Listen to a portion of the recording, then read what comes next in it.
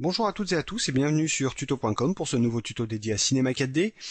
Aujourd'hui, nous allons un petit peu travailler le métal et donc ce que je vous propose, c'est de créer 4 types de métaux différents. Donc dans l'ordre, nous aurons ici un matériau de type carrosserie avec son très léger effet de peau d'orange. Nous aurons ensuite un métal type aluminium brossé avec pas mal de réflexions floutées et un petit effet d'anisotropie que nous détaillerons également.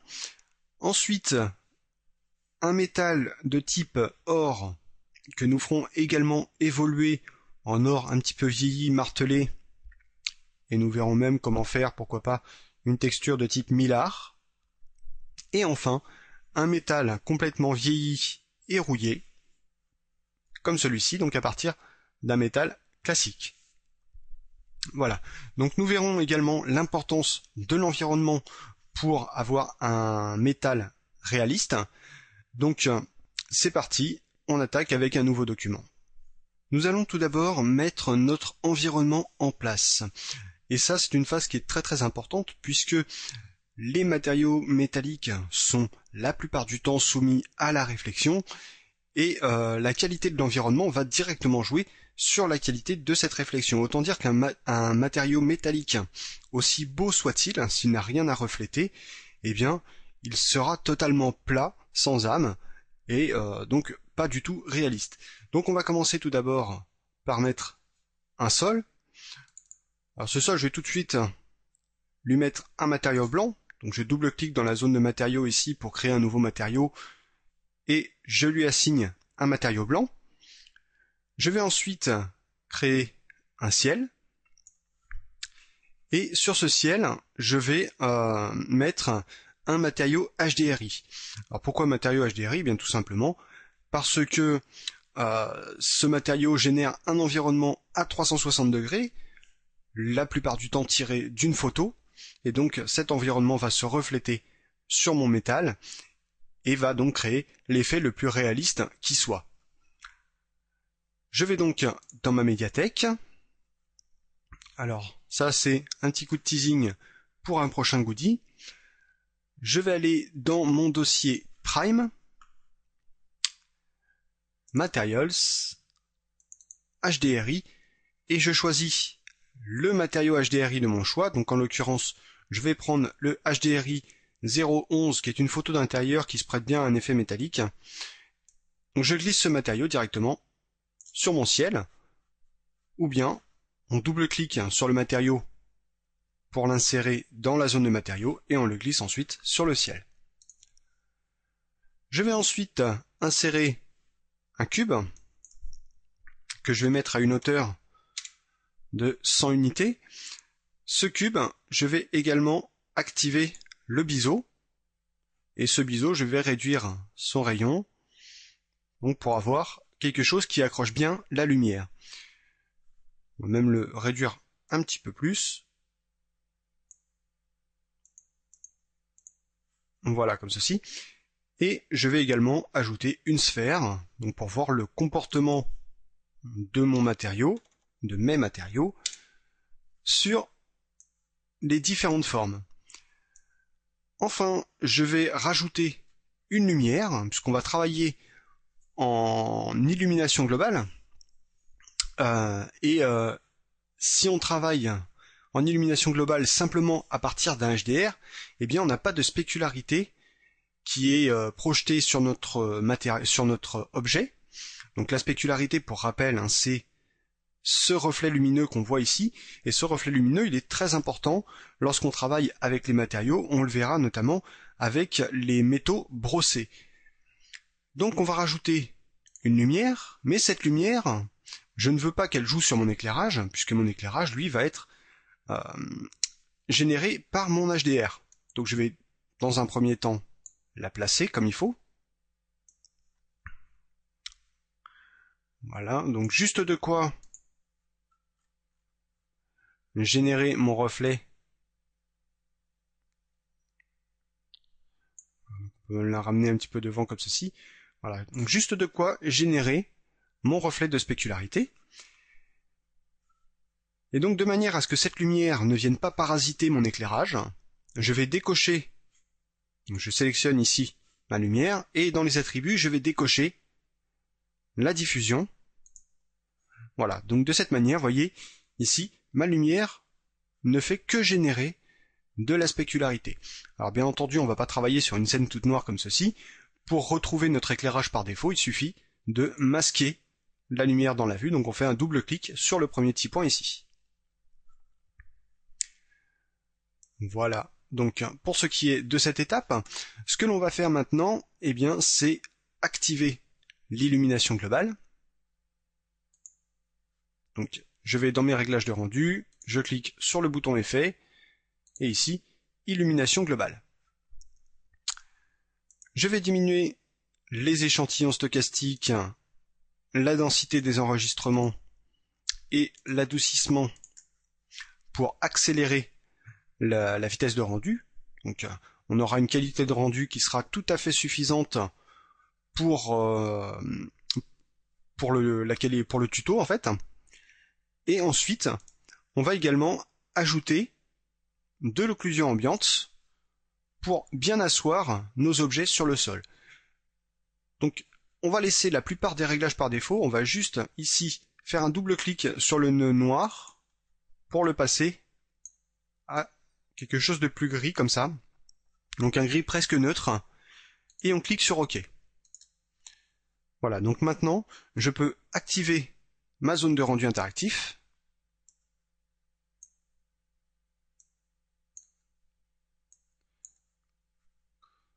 Comme ceci, et donc je vais, pour ma part, augmenter la qualité de rendu pour que le résultat soit un petit peu plus sympa dans la fenêtre d'aperçu.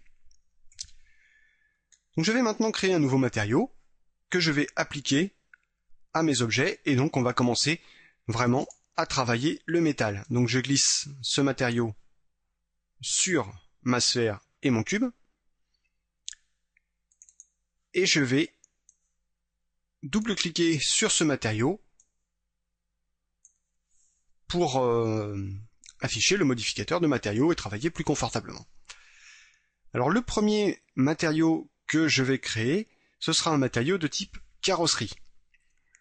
Donc la carrosserie, qu'est-ce qu'elle a principalement? Elle a une couleur, de la réflexion, et si on la regarde bien, un très léger relief. Donc on va faire une carrosserie un petit peu jaune sport. Donc dans mon canal couleur ici, je vais choisir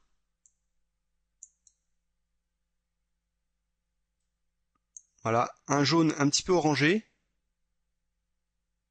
comme ceci, et je clique sur OK. Je vais ensuite augmenter la spécularité pour qu'elle soit plus brillante. Vous voyez ici, on a quelque chose de relativement mat. Donc je vais dans ma spécularité ici, et je vais augmenter la hauteur au maximum. Vous voyez tout de suite le reflet qui est plus brillant, et non pas la largeur, mais l'atténuation. Donc je vais diminuer l'atténuation de manière à faire un petit pic comme ceci. Voilà. Donc le reste de la spécularité sera généré par la réflexion que l'on va activer tout de suite. Alors ici, la réflexion à 100% par défaut me prend le pas sur la couleur. Donc ce que l'on va faire, c'est aller dans la texture ici et ajouter un Fresnel. Donc ce Fresnel, il est ici en noir en haut et en blanc en bas. Ce qui signifie en fait que la partie blanche représente les parties qui sont vues quasiment de profil et qui sont très réfléchissantes, et la partie noire ici représente la partie qui est vue de face et qui est peu voire pas du tout réfléchissante. Alors ici bien entendu on a un problème, c'est que cette texture elle devrait quand même réfléchir un minimum, même ici en face. Donc ce que je vais faire, c'est entrer dans les réglages de ce Fresnel, Et sur le nœud noir ici, je vais sélectionner un gris plus léger, comme ceci. Voilà. Donc on voit un petit peu ici maintenant notre réflexion. On va mettre ensuite cette texture en mode produit. Et on va mettre un petit peu de jaune ici dans notre réflexion.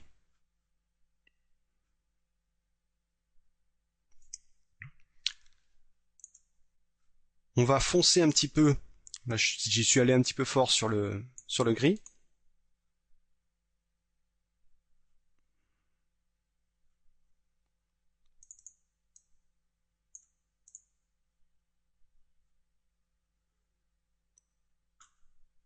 Voilà, comme ceci.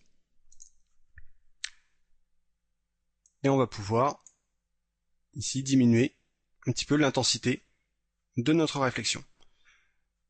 Donc voilà, tout d'abord, la base de notre métal. Ce que l'on va faire maintenant, eh bien, on va ajouter un très léger relief. Donc pour cela, on va prendre un bruit.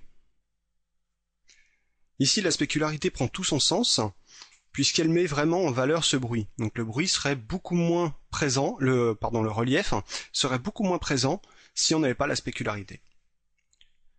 Donc je vais rentrer dans les réglages de ce bruit, et tout d'abord je vais diminuer l'échelle globale, donc on va mettre ici 30%.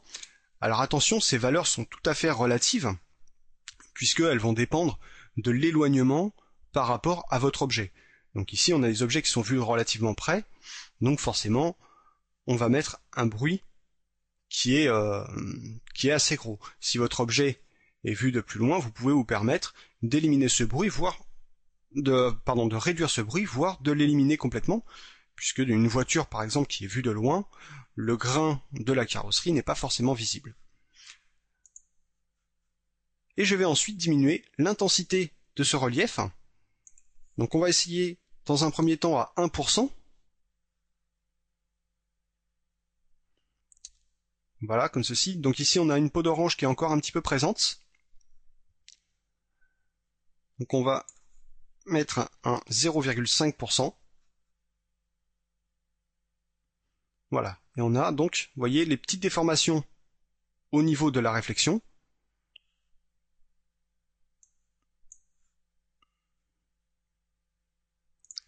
Alors, on va même encore un petit peu augmenter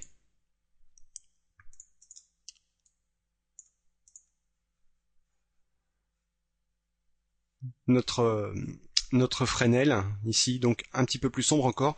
Donc voici notre premier matériau, donc un matériau carrosserie. Donc une nouvelle fois, le relief ici qui va générer notre déformation n'est absolument pas obligatoire. Juste un petit détail, vous voyez ici un petit effet de crénelage. Donc cet effet de crénelage est dû aux paramètres d'anti-aliasing, donc que vous pouvez régler dans les réglages de rendu ici. Donc vous voyez que par défaut, on est réglé en géométrie. Donc si je passe au mieux, eh bien cet effet d'escalier est atténué, voire éliminé dans la plupart des cas. Nous allons maintenant passer au métal suivant, qui est un matériau de type aluminium. Donc je crée un nouveau matériau et je le glisse sur mes deux objets. Et je vais donc maintenant travailler sur le canal couleur. Et je vais ici glisser dans les textures un effet Lumas. Comme ceci. Je vais pouvoir décocher la spécularité, puisque le Lumas propose sa propre spécularité, donc ici, sur 3 niveaux. Donc on va y revenir très vite. Donc je vais juste ici réactiver ma réflexion. Et comme tout à l'heure, je vais mettre un Fresnel. Une nouvelle fois plus léger. Donc, je vais mettre ici un gris un petit peu plus clair. Et au niveau du blanc, je vais le rehausser un petit peu comme ceci pour avoir une réflexion qui soit un tout petit peu moins présente. Je reviens sur la base de mon canal réflexion et je vais ajouter ici de la dispersion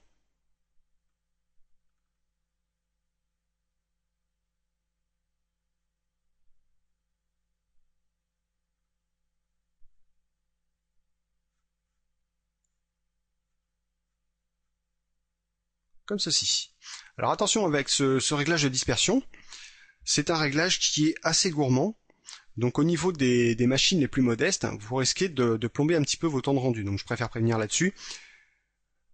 Éventuellement, on peut essayer de passer ce mode de fusion ici en produit et diminuer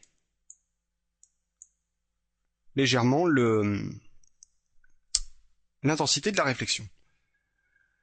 Donc ce que l'on va faire maintenant, on va revenir dans le canal couleur et régler notre lumace ici.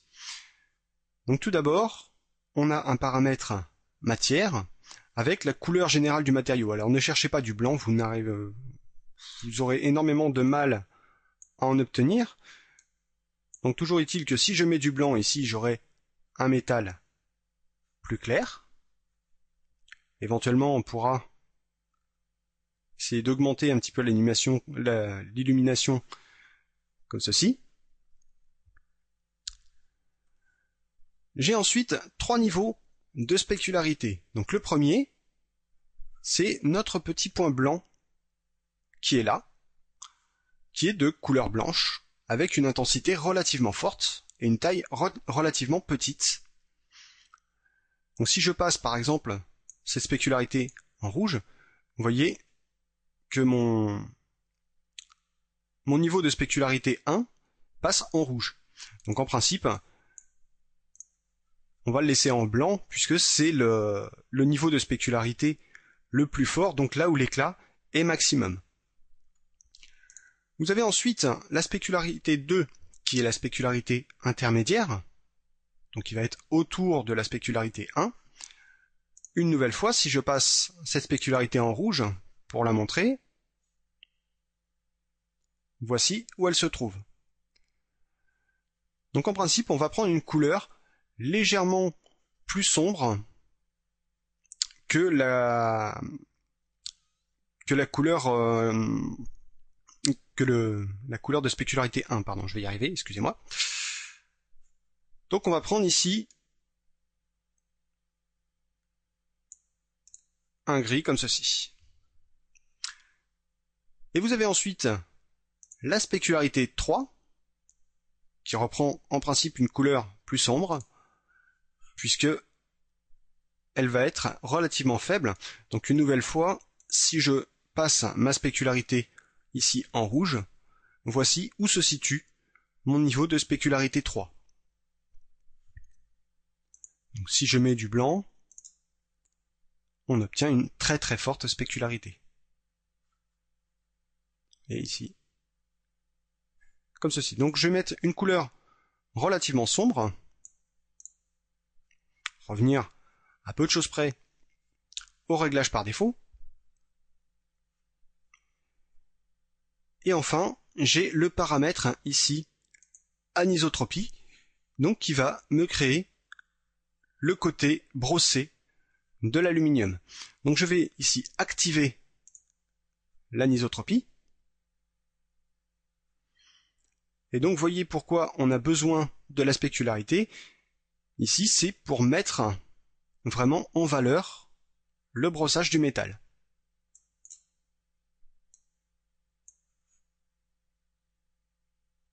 Donc on voit ici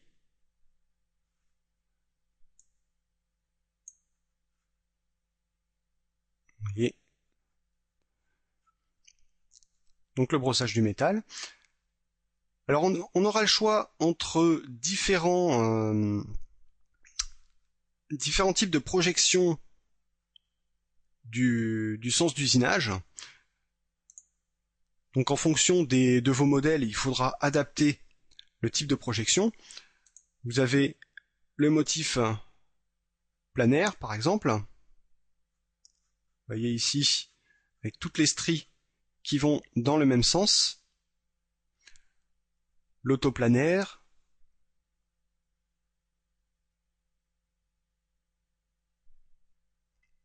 La polaire qui est donc le réglage par défaut. Etc. Donc vous pouvez tester les différents modes qui s'offrent à vous. Vous en avez un qui est assez sympa, qui est le motif autoplanaire radial, ou motif planaire radial, pardon, qui affiche des traces de fraises directement. Donc ça, sur les matériaux cubiques, ça peut assez bien marcher selon le type de métal, le type d'alu usiné qu'on souhaite faire.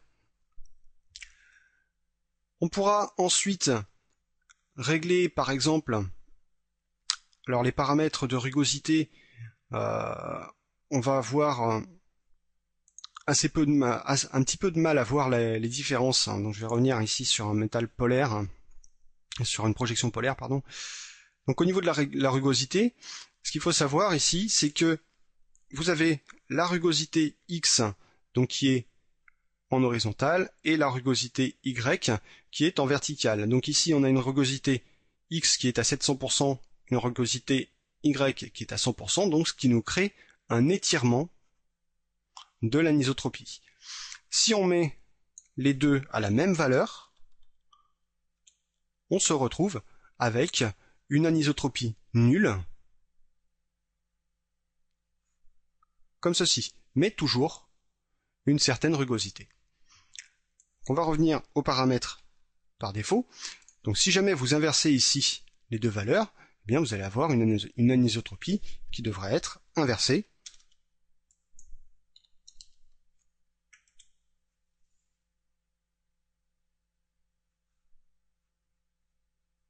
Voilà, donc vous voyez l'étirement ici du reflet qui est maintenant horizontal.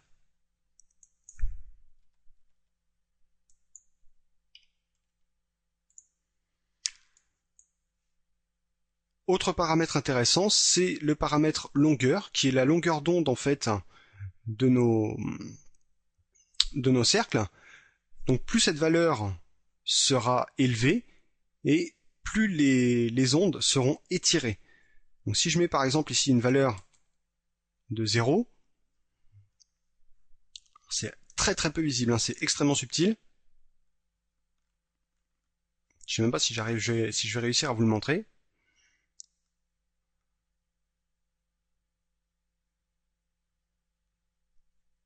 Voilà, donc on obtient une longueur qui est nulle.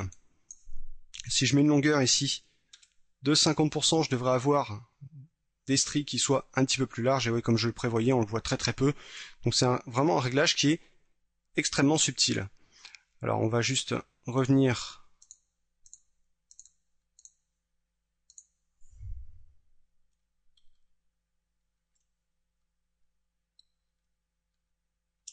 à notre vue de départ. Non, là on le verra pas, et puis là, au niveau du tuto, malheureusement, ça n'aide pas.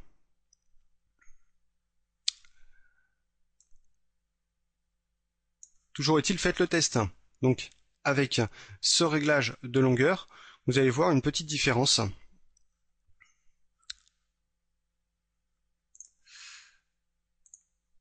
Donc voilà pour ce qui est d'un métal brossé. Donc on va revenir, alors ici, voilà, par exemple, on le voit ici. Voilà. Donc ça se voit plus sur la sphère que sur le cube, en fait. Vous voyez ici, donc, mes stries qui sont pas du tout étirées.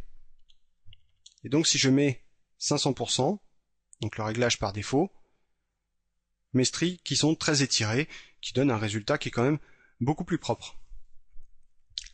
Donc voilà pour ce qui est de l'alu et du métal brossé en général. On va passer au matériau suivant, qui est un matériau or.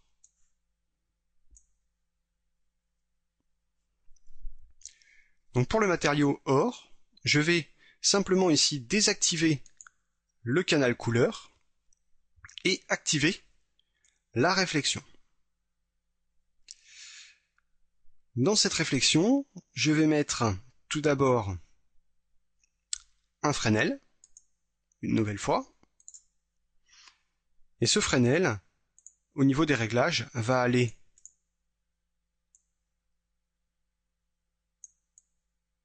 d'un jaune à un jaune un petit peu plus foncé,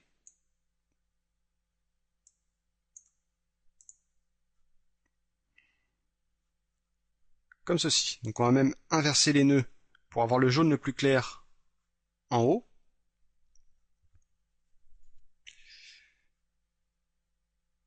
Ici, on va pouvoir éliminer totalement notre spécularité. On n'en aura pas besoin puisque la réflexion s'en chargera très bien.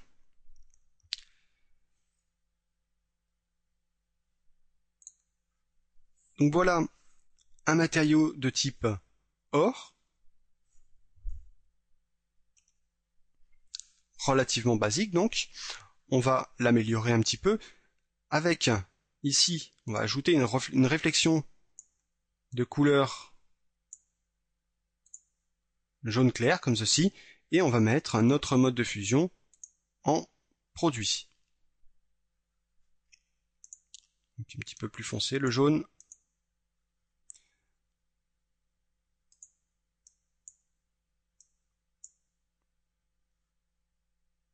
Voilà, et donc on diminue l'intensité du Fresnel. Donc voici un or maintenant qui devient assez sombre. Juste ce que je vais faire, c'est mettre un jaune ici à la base un tout petit peu plus sombre.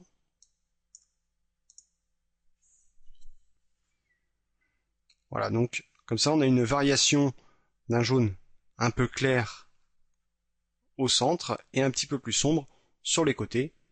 Donc on va éclaircir un tout petit peu celui-ci. Voilà. Et là, le résultat commence à me plaire. Donc en principe, l'or, lorsqu'il est travaillé, génère énormément de réflexions et des réflexions qui sont très très nettes. Ceci dit, l'or, ça vieillit.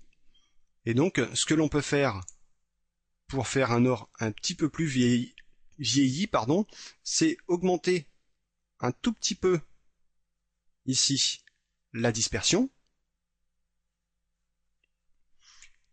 et rajouter du relief avec un bruit en texture. Donc vous voyez tout de suite la différence, comme je vous disais tout à l'heure, avec ou sans spécularité. Donc ici le bruit est tout de suite beaucoup moins mis en valeur.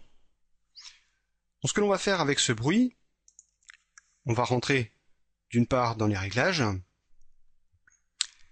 et ici on va pouvoir choisir différents types de bruit.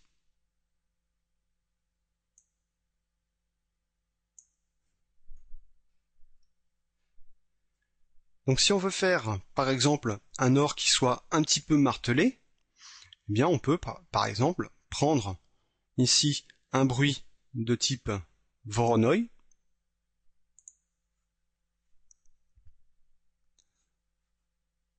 Voilà, donc qui est un petit peu violent ici, donc avec l'intensité par défaut. Donc je vais juste réduire son intensité à une valeur relativement faible. Et donc voilà un or qui est un peu martelé. Donc là on jouera avec les réglages du bruit pour augmenter ou diminuer l'échelle. Notez que le pas à franchir pour obtenir du cuivre martelé n'est vraiment pas grand. Donc on a déjà le motif de relief, il suffit juste de mettre une couleur un petit peu plus orangée pour obtenir donc un cuivre martelé. Si on veut aller un petit peu plus loin, on peut ici changer le type de bruit et aller chercher un bruit de type stuple avec une échelle de 150%.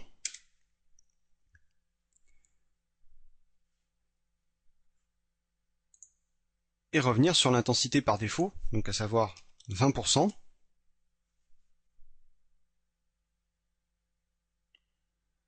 Voilà, comme ceci. Et on obtient cette fois-ci un matériau qui se rapproche du mylar. Donc le genre de feuille dorée qui est extrêmement fine, qui est utilisée notamment dans l'industrie spatiale. Donc par exemple, par contre, si vous faites du mylar, n'oubliez pas qu'il n'est pas de la même côté des deux couleurs, il n'est pas de la même couleur des deux côtés, pardon. Donc voilà pour ce qui est de l'or. Et donc enfin, on va passer, alors juste, voilà, désactiver le relief et remettre les réglages par défaut. Et donc je vais revenir sur un dernier matériau qui est un métal rouillé. Donc on va faire un vieux métal rouillé. Et pour cela, il y a deux méthodes. Alors moi, je vous expliquais la mienne, qui, je trouve, offre plus de souplesse. Donc cette méthode consiste à créer non pas un, mais deux matériaux. C'est-à-dire que je vais avoir un premier matériau pour le métal en lui-même, et un deuxième matériau pour la rouille. L'autre méthode consistant à utiliser à outrance le système de calque dans un seul matériau, mais on arrive vite à quelque chose de relativement lourd et pas forcément intuitif si on veut placer la rouille un petit peu là où on le souhaite. Donc je vais créer un nouveau matériau et je glisse ce matériau donc sur mes deux objets et on va créer un métal, peu importe lequel. Donc on va revenir par exemple sur un métal carrosserie. On va reprendre un métal jaune comme ceci. On va ajouter de la réflexion avec un Fresnel. Donc ce Fresnel, on va le retravailler légèrement.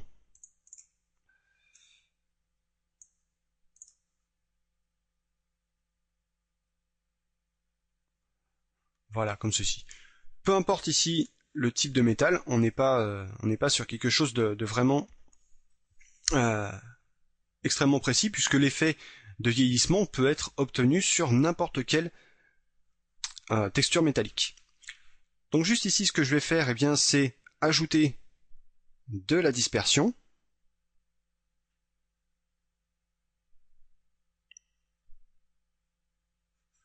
Pour avoir une réflexion qui soit plus trop nette.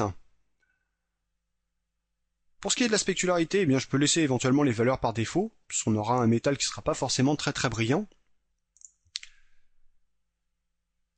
Donc je vais maintenant salir un petit peu ce métal, et pour cela je vais utiliser le canal diffusion.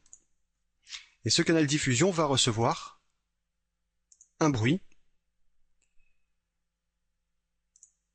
Et on va choisir un bruit qui fait un petit peu des volutes. Donc pour cela, on va aller chercher, pourquoi pas, un bruit de type électrique ou turbulence soufflure, comme vous voulez. Et on va lui donner une échelle assez importante. Donc on va essayer dans un premier temps avec 300%. Donc on regarde bien entendu ce que cela donne au rendu. Donc là, je trouve ça plutôt pas mal. Donc ce que je vais faire maintenant, donc ce bruit qui est en diffusion, je vais le copier et venir le coller dans mon canal réflexion. Sauf que dans mon canal réflexion, j'ai déjà un Fresnel. Donc pour pouvoir mettre les deux, je vais utiliser le système de calque. Donc je clique ici sur les textures et je vais chercher un calque. Donc je reviens maintenant sur ma diffusion et ici, dans texture, je vais copier le canal. Je reviens maintenant sur ma réflexion. Je clique sur la vignette de mon calque et dans matière, ici, je vais coller le canal. Alors ici, j'ai un bruit qui me masque beaucoup ma réflexion. Donc éventuellement, ce que je vais pouvoir faire, c'est jouer un petit peu avec ce bruit pour que la réflexion soit moins masquée. Donc soit ici, mettre un gris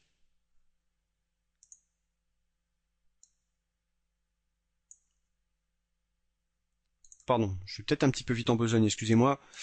J'ai oublié un petit détail. Donc je remets mes valeurs par défaut, donc noir et blanc. J'ai juste oublié de mettre ce bruit ici en mode produit. Donc avec mon Fresnel. Voilà. Et on va diminuer son intensité.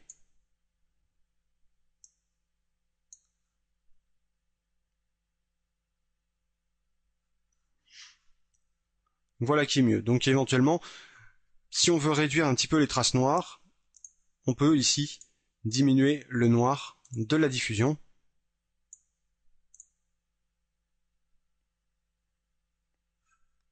Voilà, donc notre noir ici est moins présent.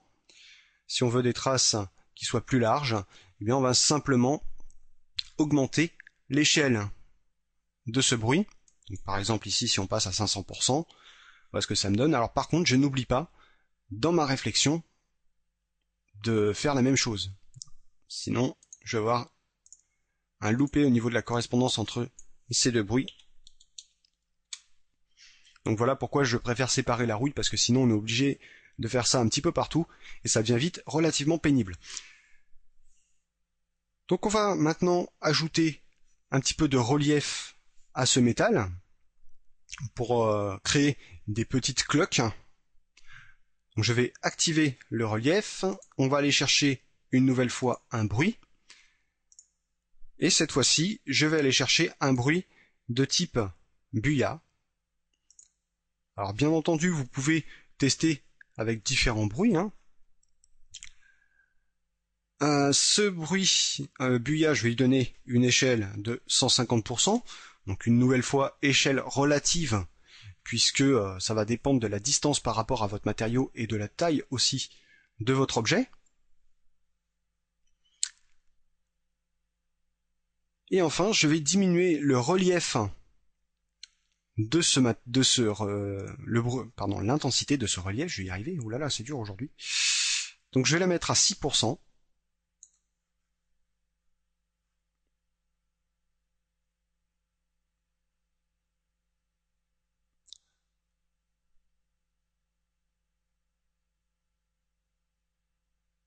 Comme ceci. Voilà, donc on obtient des petites cloques, on sent la rouille qui se forme un petit peu sous la peinture. Et justement, la rouille, on va maintenant l'ajouter, et pour cela, on va créer un nouveau matériau, une nouvelle fois, et ce nouveau matériau, je vais encore une fois le coller sur mes objets. Je vais aller tout d'abord dans le canal couleur, et dans le canal couleur, on va déterminer la couleur de notre rouille.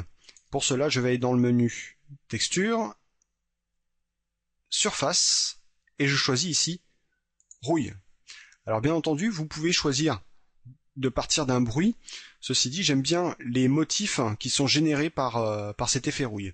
Donc cet effet rouille, on va le coloriser correctement. Donc on va d'abord choisir ici un brun relativement sombre, comme ceci, et celui-ci, on va l'éclaircir un petit peu comme cela. Donc, éventuellement, on pourra faire varier la couleur, il n'y a rien de gravé dans le marbre. Vous pourrez également, ici, si vous souhaitez avoir plus de rouille, modifier le paramètre rouille ici, avec une fréquence par exemple de 50%. Vous aurez une rouille qui sera plus présente. Alors cette rouille, on va la copier, donc copier le canal ici, dans l'alpha. On va maintenant ici coller le canal. Alors ici, bien entendu, on obtient un résultat qui est un peu transparent partout, tout simplement parce que on a des couleurs qui sont relativement peu contrastées. Donc ces deux couleurs, on va la repasser au blanc et au noir.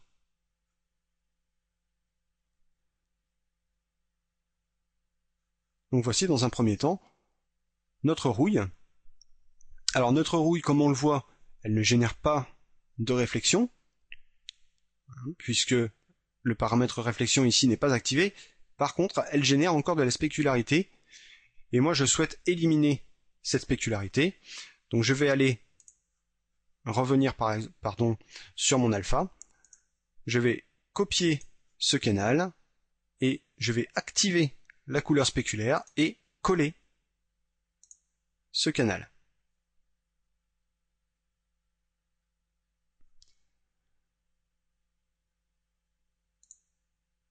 Donc on va ici inverser les nœuds et voilà donc une spécularité qui a totalement disparu. Si vous souhaitez la faire réapparaître, il vous suffit de mettre ici un petit peu de gris pour voir une légère spécularité revenir, donc c'est très léger ici. Donc ce que l'on va faire maintenant, eh bien on va générer le relief de cette rouille, donc relief qui sera plus ou moins fin selon l'effet que vous souhaitez obtenir. Donc on va activer notre relief, ajouter une nouvelle fois un bruit. Et ce bruit, je vais lui donner une échelle très fine. On va essayer tout d'abord avec 5%.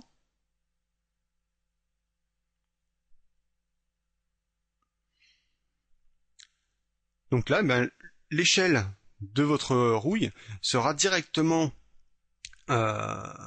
dépendante de la grossièreté de la rouille que vous souhaitez obtenir.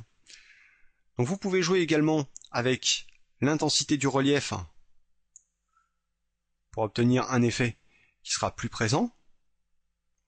Et donc ce que l'on constate maintenant, c'est que notre rouille ici est relativement uniforme. Donc on va ajouter un petit peu de salissure à tout ça et puis de variation, une nouvelle fois en utilisant la diffusion. Et là aussi, je vais mettre une texture bruit.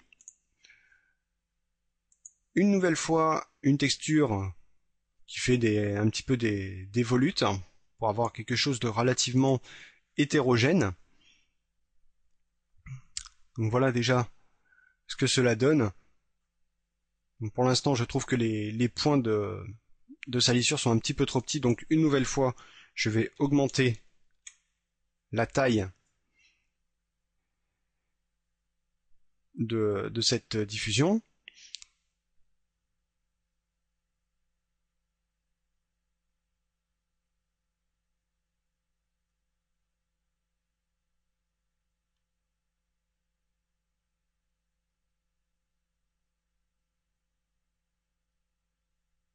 Donc voilà, comme ceci. Donc notre spécularité ici, on va pouvoir même la réduire encore un petit peu, même si elle est relativement peu présente déjà. Et donc voici notre métal bien vieilli, déjà bien sali, bien usé, et surtout bien rouillé.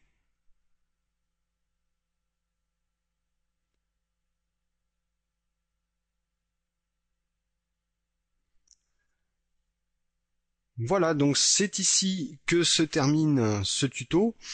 J'espère que vous aurez bon usage de toutes ces techniques. Maintenant, les métaux n'ont plus de secret pour vous. Je l'espère tout du moins.